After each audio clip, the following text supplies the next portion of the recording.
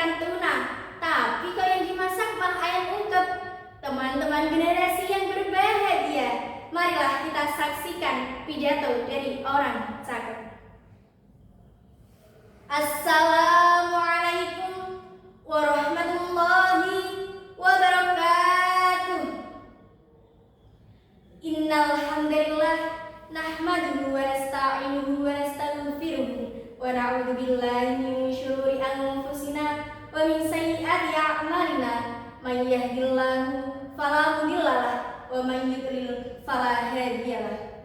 Asyhadu an la ilaha illallah wahdahu la syarikalah wa asyhadu anna Muhammadan abduhu wa rasuluhu la nabiyya ba'dah.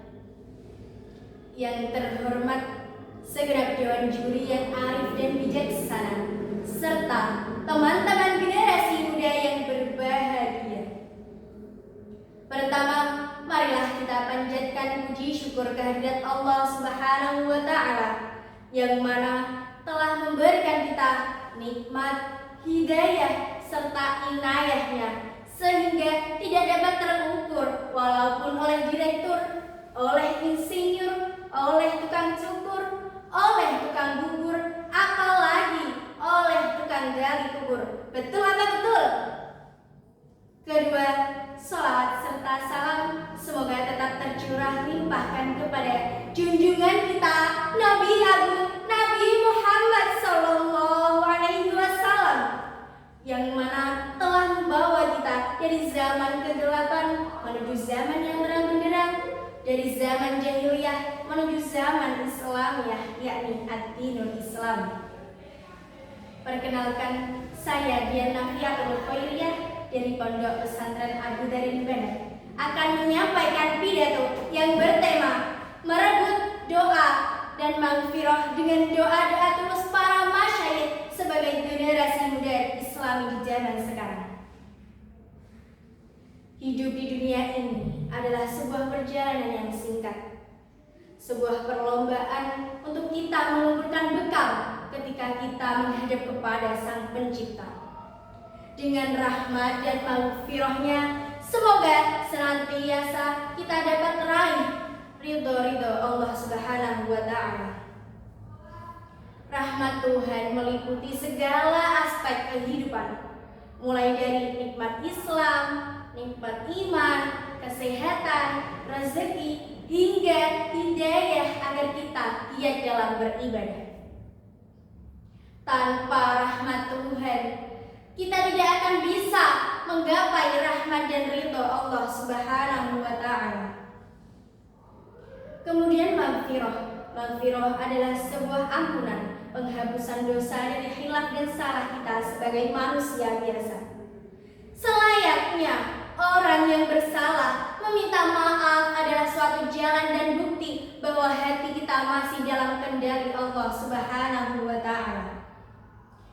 Lalu bagaimana cara kita bisa menggapai rahmat dan maghfirahnya, khususnya generasi muda Islami di zaman sekarang?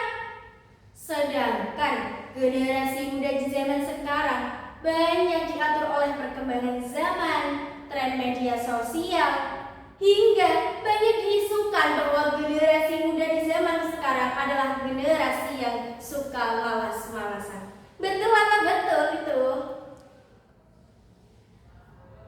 Dalam membangun karakter generasi muda yang tangguh dan bijaksana, tentunya tantangan kita jauh lebih kompleks. Namun godaan datang dari berbagai arah. Akan tetapi justru disinilah karakter generasi muda Islami diuji dan dibuktikan. Kita sebagai generasi muda, pewaris peradaban, pemegang estafet perjuangan, tentunya kita mempunyai bekal spiritual yang luar biasa, yakni dari doa-doa para masyayikh, para kiai, para guru-guru kita.